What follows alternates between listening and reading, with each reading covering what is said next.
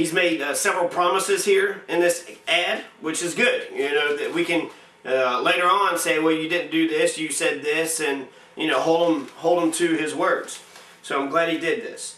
And he says the safety and security of citizens for Grant County is important to him. Good. He wants to control the budget, cut expenses, and eliminate wasteful spending. Good.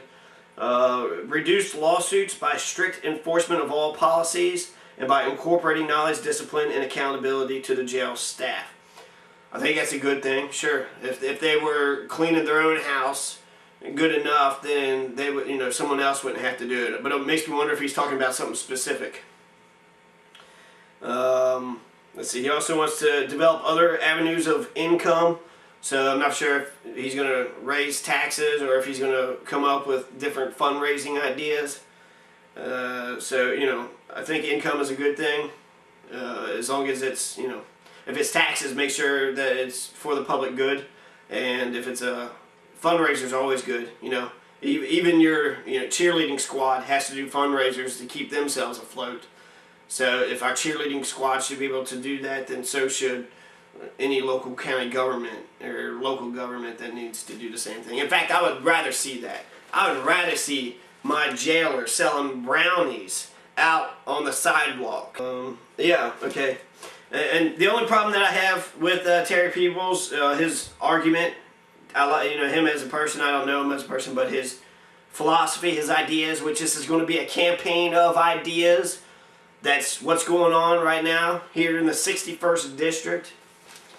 So I recommend every citizen who goes and votes to vote for the person who's got the best ideas, who's got the best vision, who's going to actually move our county in a forward direction. As long as we're improving, that's good. We can always get better. We can always improve. Change is inevitable. Change is continuous. Change happens every day of our lives.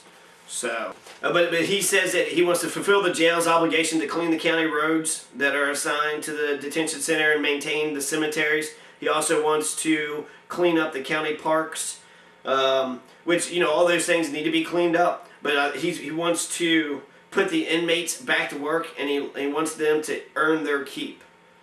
So I think there is some issues there. First of all, the inmates don't want to be in jail. They'd rather, you know, not be forced into labor. And the Carroll County Detention Center actually charges you $100 for every day you stay there. So $100 for every day you stay. I mean, if I'm paying that much money, then I shouldn't be forced to work, and I shouldn't be forced to sleep on crappy floors. And so it depends on how the jail actually works. I'm not sure where they get their money from, if they charge the inmates, if the state gives them any money. But if it is a good idea for prisoners to get outside, you know, every once in a while, or whenever they really want to, as long as it's voluntarily.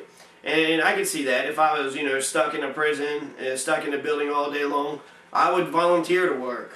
To every once in a while, whenever I felt like it. You know, I wouldn't want to be forced to it, but I'd want to every once in a while get out there and do some detail, get some sunshine, especially if the jail doesn't have a yard that, you know, that we can go out into.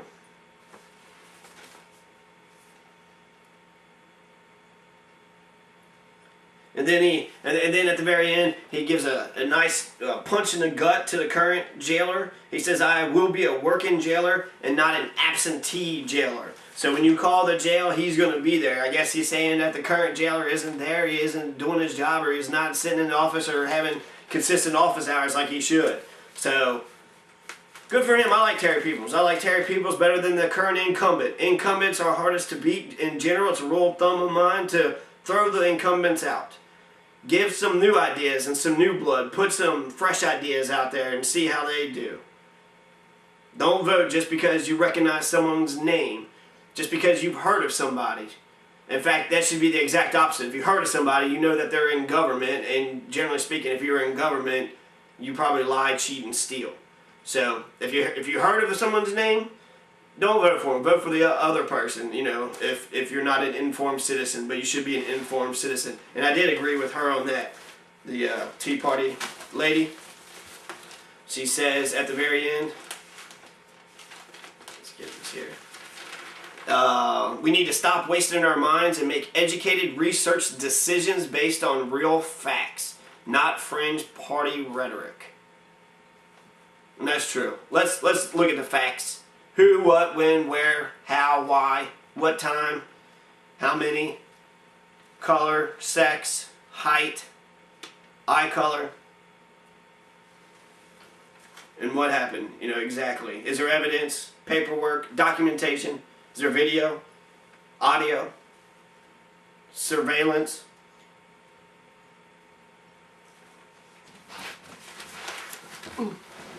The Grant County News also reports that there's a foreclosure going on, and the foreclosure is going on in Dry Ridge, 320 Spillman Drive.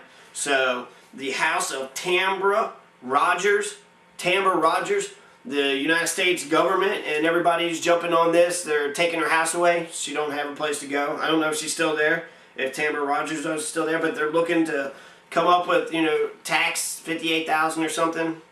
$41,000 worth of taxes, or it's owed $41,000, and the minimum bid is $34,000. So, you know, makes me think that $34,000, $35,000, probably somewhere around there. It depends. I don't know.